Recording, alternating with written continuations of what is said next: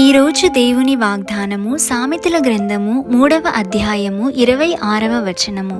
యెహోవా నీకు ఆధారమగును, నీ కాలు చిక్కుబడకుండునట్లు ఆయన నిన్ను కాపాడును.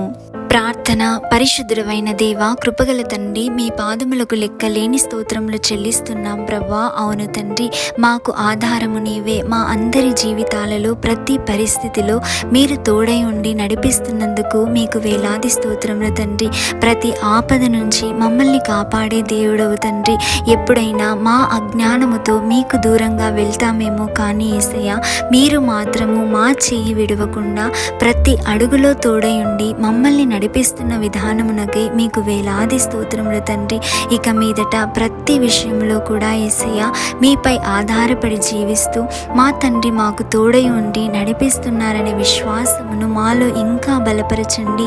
మీరు మా కొరకై సిద్ధపరిచిన ప్రతి మేలును పొందుకునే భాగ్యమును మా అందరికీ అనుగ్రహించుమని నజరేయుడైన యేసు నామములో అడిగి వేడుకొని పొంది ఉన్నాము తండ్రి. ఆమేన్.